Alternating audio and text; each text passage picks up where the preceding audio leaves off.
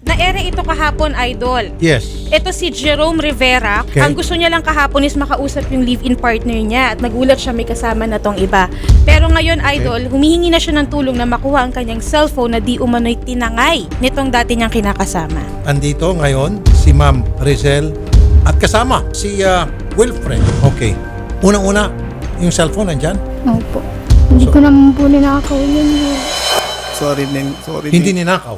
Ano Sorry, ibig sabihin ng hindi ninakaw? sorry na lang din po pagkakamali ko lang din po. Inaamin ko naman po. Binigay po niya sa akin yan. Tapos po, sabi niya po, magkita daw po kami, tapos ibibigay niya po yung bata.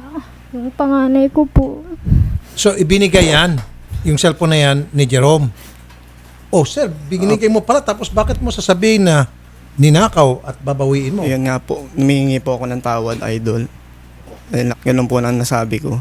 Babawiin mo pa rin kung binigay mo? Kasi para sa'yo niloko ka. Opo. Hindi ko naman po siya linoko eh. Bakit po ninyo nasabi hindi nyo siya niloko? Kasi sabi po niya, magkita daw kami, tapos siya... Sino nagsabi? Siya po. Sabi ni Wilfred na makita raw kayo? Hindi, kami daw. Kasama ko siya. Bakit daw kayo magkikita? Sabi ni Wilfred na kasama si Jerome. Ano daw, ibibigay daw niya yung panganay ko kasi nasa kanya yon, walang nag-aalaga. Wilfred, bakit mo gustong ibigay yung anak mo sa kustodiya ni Jerome at Rizel?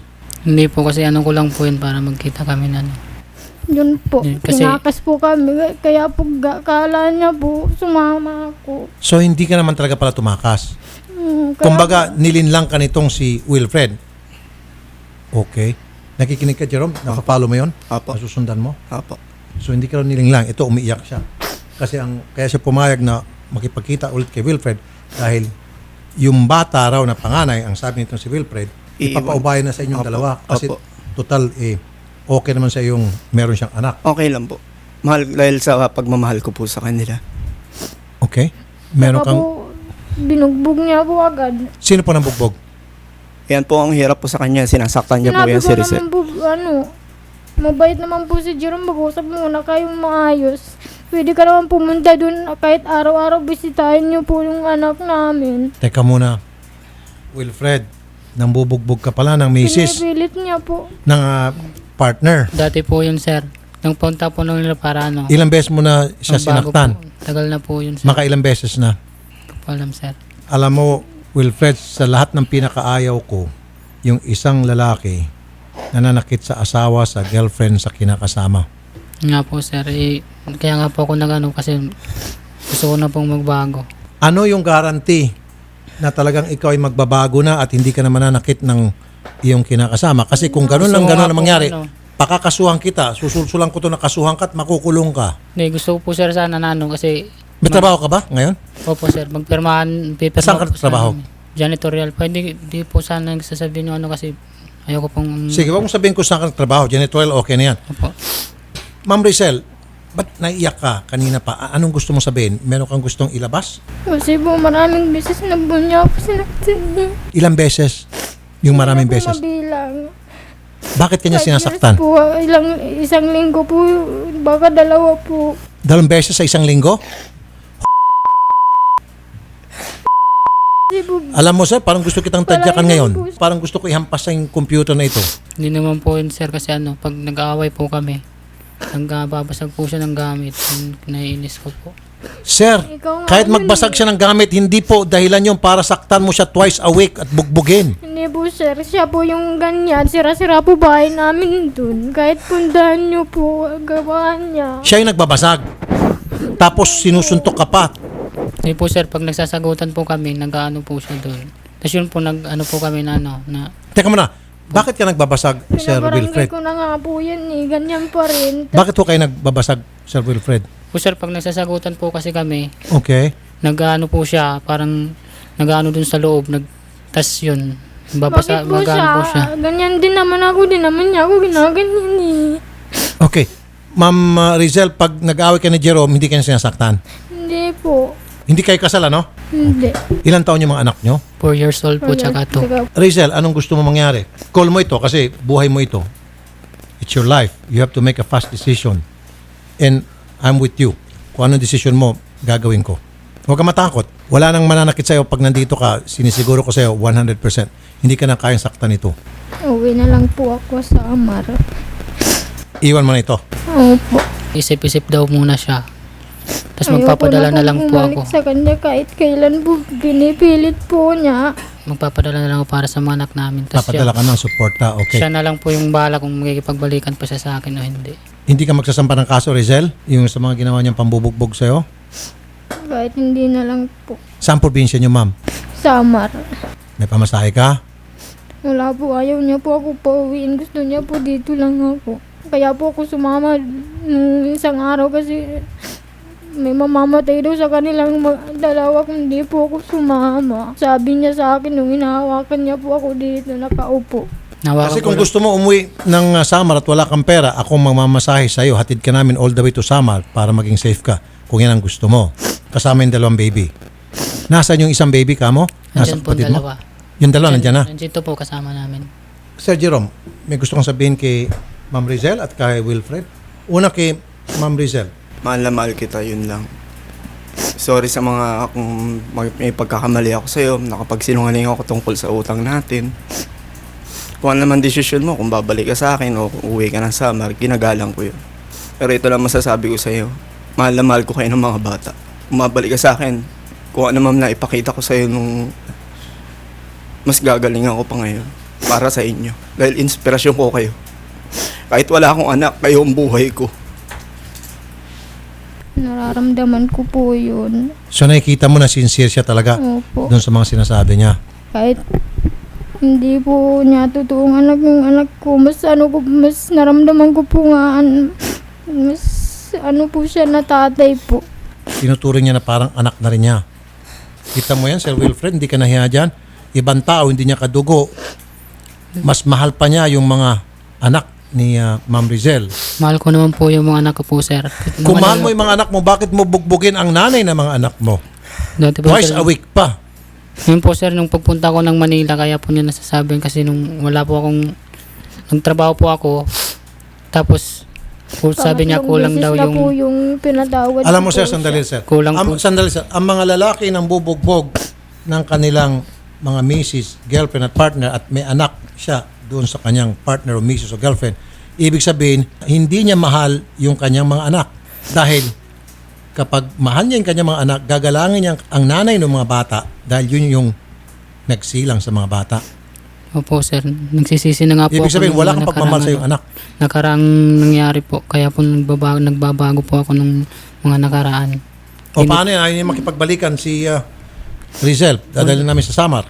Okay lang po sa akin po kasi nasa kanya naman po kasi yung usapan namin, mag-isip-isip siya doon. Kung mag-asawa siya uli, wala po akong magawa, basta yung mga anak ko susuportahan ko po. Kausapin mo siya. So, kung ano yung makakabuti para sa iyo, nung yung mag-isip-isip ka, okay lang sa akin yun kasi nasa sayo naman yun. Basta yung mga anak natin susuportahan ko. Basta pipilitin kong baguhin yung ko. Pag nakita mo yun, kung babalik ka sa akin o hindi, nasa sayo na yun. Sana po magbago na po siya. Kasi Pipilitin ilang ko po. beses na po siya ganyan. Ginawa ko pong inspirasyon yung yung pag niya, pag Hindi po siya nagbabago. sir sa pagsama, Ginawa niyo po inspirasyon ang pagsama niya sa sa ibang lalaki po. naging inspirasyon mo Kaya yung po, pagsama ni Rizel kay Jerome. Paano naging inspirasyon yun?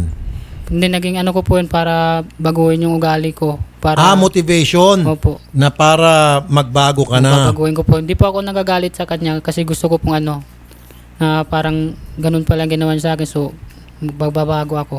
Hindi mo siya pinapagalitan pero twice a week binubugbog mo siya. Dati po yun, sir. So ba mag-apologize sa kanya? Sorry din sa na gawa ko noon na pananakit sa'yo. Patawad mo sana ako. Makapag-isip-isip ka ng mabuti kung ano talaga yung gusto mo. Basta susuportahan ko yung mga anak natin. Bahala na lang tayo sa future. Okay. Ma'am Rizel, pag siya'y nananakit, ano ba yun? Dahil nakainom mo siya? Minsan po pag nakainom. Lagi Pag hindi siya po nakainom, nagiinom. Pag hindi siya nakainom, hindi siya nananakit. Nananakit din po. May problema to. Sabi niya sa akin na baka daw may problema po. Kasi yung iba, pag lasing nananakit, pag hindi lasing mabait. So madaling gamutin yon. Alisin lang yung alcohol sa system niya. Pag nagkaroon na ng total withdrawal sa alcohol, okay na pagsasama ulit ng mag-asawa, ng mag-partner. Ito, lasing o hindi, nananakit. Aba, Delikado yan. matindi, delikado to. Jerome, may gusto kong sabihin kay Wilfred? Magbago ka na. Huwag kang mananakit ng babae. Masama yan. Mahalin mo yung mga anak mo. Yun lang. Yun lang po, idol. So, yung cellphone, kukunin mo pa rin? Opo, kukunin ko po.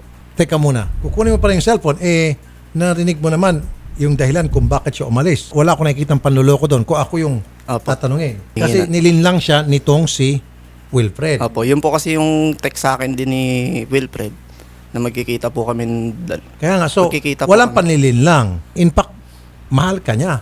Tama ba ako, Rizel? Opo. Kanina, sinabi niya sa aming research, ayaw niya talaga kay Wilfred. Opo. So, uwi na siya ng probinsya. Kukunin mo pa rin yung cellphone. Opo. Alam mo, Rizal, hindi mo kailangan ibigay yan. Bakit ka mo?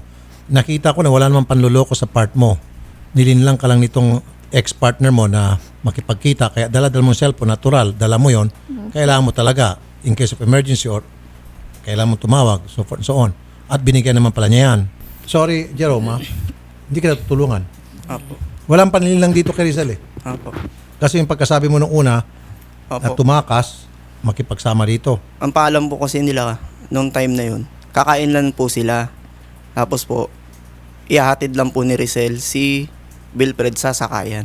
Uuwi na po raw si Wilfred, yun po ang paalam nila. Hindi po. Di ba sabi ko, kakain lang sila? Yun po, kumain po siya. Tapos, ano po, sabi niya, kinarga kasi niya yung anak ko yung isa, yung bunso ko. Tapos, Ayaw niya ibigay. Ayaw niya po na, ayaw niya pakawalan. tsaka po, daw po, may mangyayari daw po kung di po kami sumama. O, nakita mo, tinakot siya. Nasapak na mga po niya ako pero hindi naman po ako lumaban kasi para rin po sa bata. Sinapak ka nito Opo, sinapak niya po ako. ni Wilfred.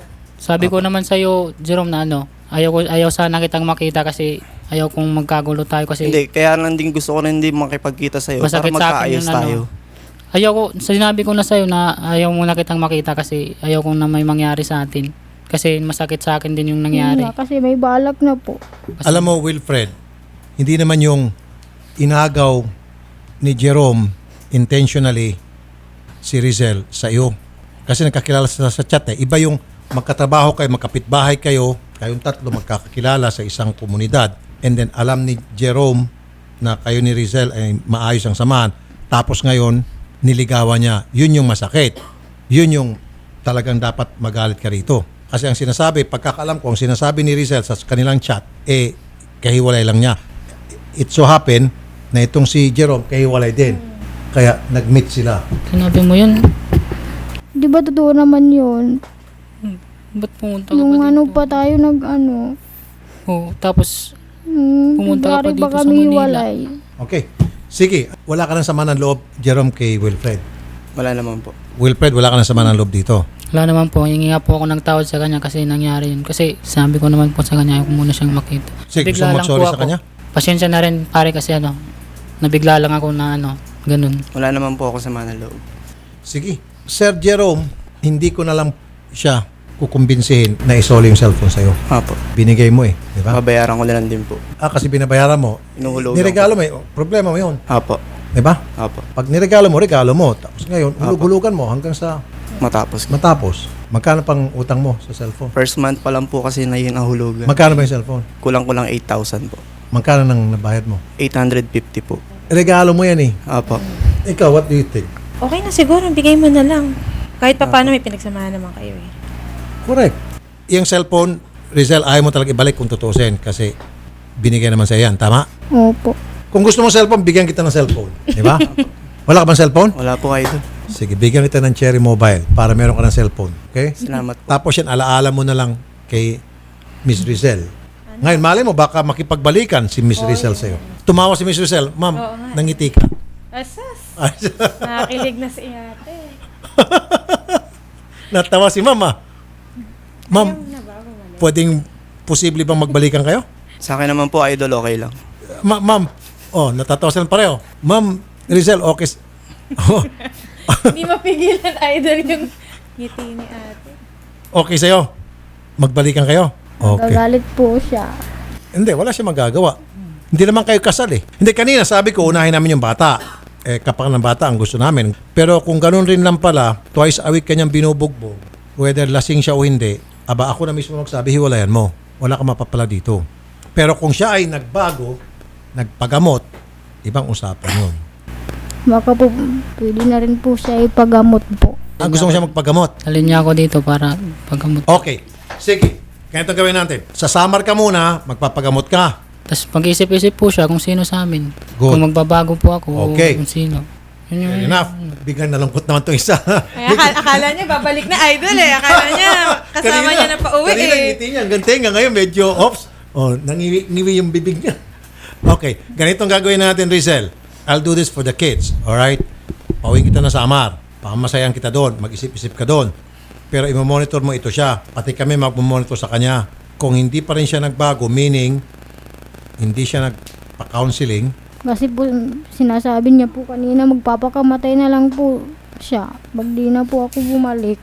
stilan, kalisod na ining sitwasyon. Wag naman. di po Takot ako, di ko po gagawin baka po kasi ako, ano po, gusto ko po sana siyang pawiin muna pag-isip-isip. Ako po magpapadala ng pera doon sa mga anak namin. Good, good. Sige, ayusin natin sa kabila. Mukhang okay naman to. Ma'am, Samar gusto mo. Opo. Pauwiin kita doon. Kasama mo yung dalawang bata. Tapos magpapadala sa suporta. Opo, sir. Ngayon, pwede kang magpagamot. Meron kami mga i-refer sa'yo na mga ahensya ng gobyerno kung walang kakayahan ng private doctors o therapists na para libre sa consultation at therapy na para magamot ka. At kapag nagbago ka, pwede kang magbalikan. Sa ngayon, talaga ako mismo, hindi ako papayag. May bala ka pa rin makipagbalik sa kanya pag nagbago. Opo naman pag ano. Pag nagbago. Siya, anong sa palagay mo? Ano? Pero kung dalawa kayo, Okay lang po sa akin dahil mahal ko po sila. paano pag sinabi niya sumunod ka sa Samar? Okay lang po. Pupunta ka doon Opo. at doon ka maghanap trabaho. Opo.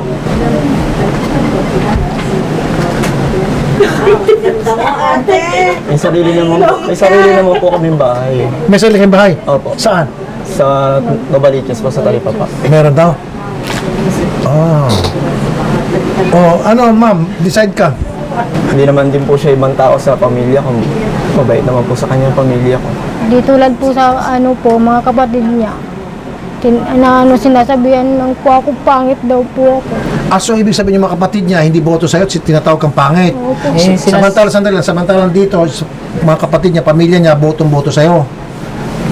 Tapos yung anak mo, parang turing na anak turing niya. Samantalang ito, anak niya sarili, wala siyang pinapakita pagmamahal. Paano mo nasabi wala akong pinapakita ng pagmamahal dyan? Dati, yun. Pero ngayon, iwan ko kayo, ilang araw lang kayo nagkasama. Ang lamahal ko naman Dati, ngayon. hindi mo naman inaalagaan yun. Sa kanya naman po, idol, hindi ko naman po inaalis yung karapatan niya. Dali. Kasi ama po siya. Oh. Willing naman po kung pumunta siya sa bahay. Oh. Kamustahin niya yung mga anak niya. Narinig mo sinabi niya, willing naman daw siyang pasyal-pasyal may mga bata kung ba nagsama sila. Kung depende po, kung umuwi siya ng sama at makapag-isip-isip siya na siya yung ano. Okay, ito na lang. Kung halimbawa, sinabi ni Rizel na magsama sila ni Jerome, okay ba sa'yo? Hindi. Hindi ko pa alam. Hindi mo alam. Hindi mo kaya makapag-decide ngayon. Gusto ko sanang mag-isip-isip muna siya, umuwi muna siya. Kasi baka nahiya lang siya magsabi dahil nandito ka, natatakot siya. Tama ba? Pero kung ikaw talagang masusunod, anong gusto mo mangyari? Bumalik po. Bumalik. Yun talagang gusto mo. Kasi kung gusto mo talagang bumalik sa kanya, pwede naman tayong kumuha ng barangay protection order para wag na siyang lumapit. At kapag lumapit siya sa bahay ninyo, pwede siyang arrest yung mga pulis. Pero mabait naman kasi pala itong isa, pahit naman siya pumunta sa bahay kung dalawin yung bata. Medyo komplikado nga lang. Saan yung isang bata? Kaya mo si... Tingnan natin. Kailan ka dito? Oh, ba? Ito yung panganay. Apo. Ilang taon po ito? Ayan, malapit din sa kanya. Sige nga, subukan nga natin.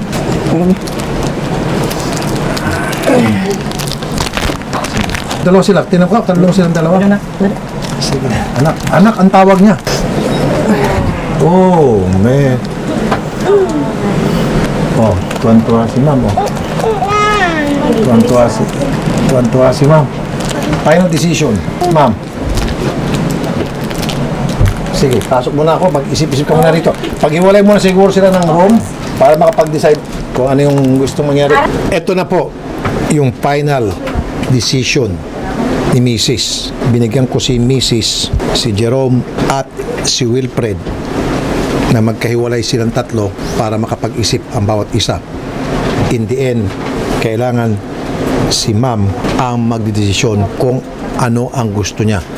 Kung anong gusto ni ma'am, yun ang susundin namin. Okay, Ma'am Rizel, ano na ang desisyon mo?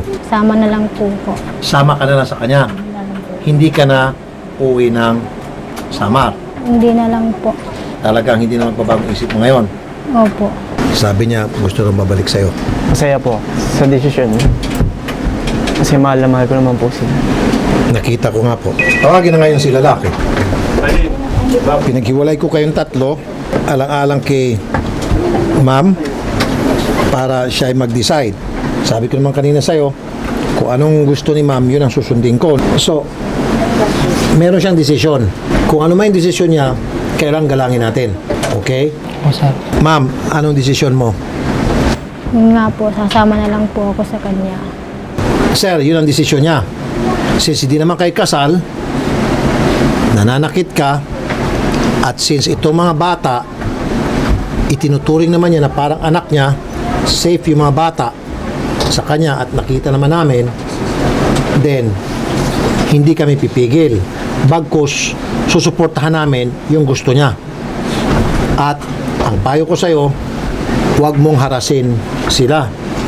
Kukuha kami ng barangay protection order para kay Mrs. Opo sir. at para na rin kay Sir. Kung bibisitahin mo siya, then pwede kanyang payagan. Hindi siya magtatawag ng pulis kasi bisita naman purpose mo eh. Diba? Ito naman si Jerome, sabi niya, payag naman siya dahil nirecognize niya ikaw bilang tatay. Kung bibisita ka rin lang, huwag mo lang itakas. Pwede kang bumisita. Pero kapag tinakas mo, kaso ka. Pag nanakit ka, kaso ka. Nang haras ka, kaso ka. Ang hindi lang kaso kapag binisita mo at nilaro-laro mo yung bata, magbanding-banding kayo saglit, and then uwi ka na. Okay, sir? Maliwanag? Ayun na sir. Sir, bigyan din na lang ako ng cellphone sir para makahanap ako ng babae. Cellphone, sige. Cellphone, bigyan ng cellphone. Walang problema. So, tigisa kayong cellphone. Cellphone dito, cellphone dito. Pamasahin ninyo. Saan ba kayo uwi? Ano baliches po? Novaliches. Okay na ba 1,000? Okay na po sa idol. Sige. Maraming salamat. Para at least sa mga bata. Ikaw naman, sir. Okay na ba sa 1,000? Ano na po sir? Okay. Sige. Salamat po sa Thank you. God bless sa inyo. Magkamay muna kayong dalawa. Tayo. Mas magandang kamayan. Iingat ka na lang palagi. Okay. Salamat, sir. Salamat din po. Ma'am. Salamat po. Sir. Idol, maraming salamat Ingat po. kayo, ha? God bless.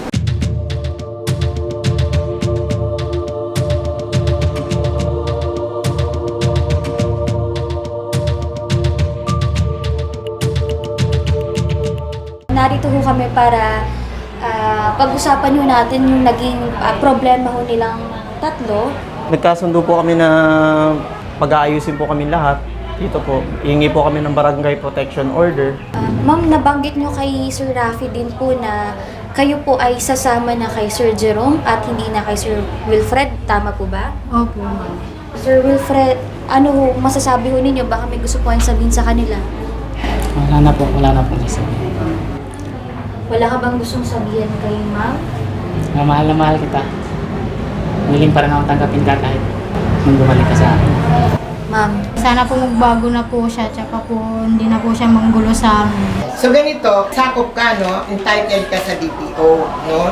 Pero yung BPO na yon 15 days lang yon, no? After 15 days, malaya na naman siya makakapunta sa inyo. Unless lang na talagang ito ay kakasuhan mo siya.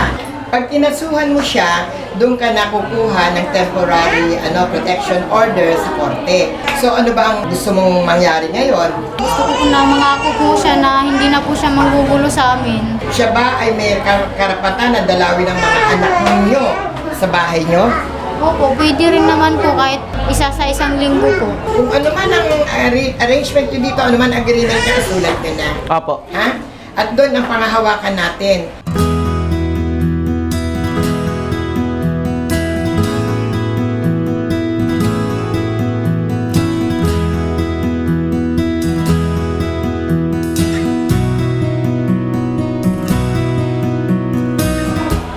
Sir Rafi, maraming salamat po sa cellphone na binigay mo. Maraming tulong po ito sa akin. Maraming salamat pa ito.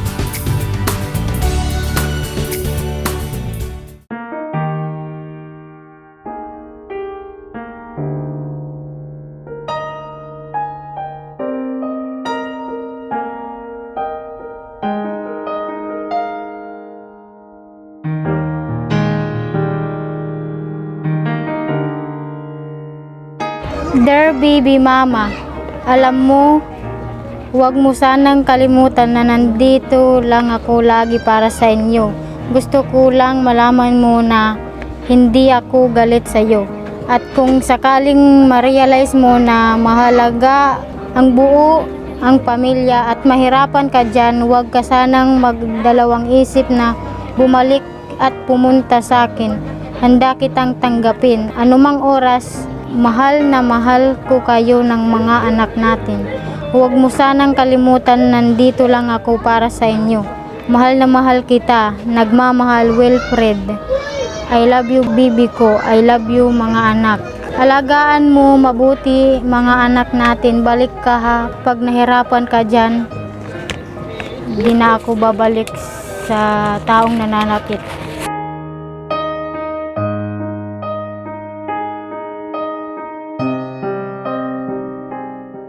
Sir Rafi, salamat po sa lahat ng tulong niyo sa amin. Mamahalin ko po yung mga anak ko dito, kahit po di ko po sila tunay na anak. Mas mamahalin ko po sila na higit pa sa sarili ko, lalo na rin po yung asawa ko. Salamat din po sa cellphone na bigay niyo po sa akin.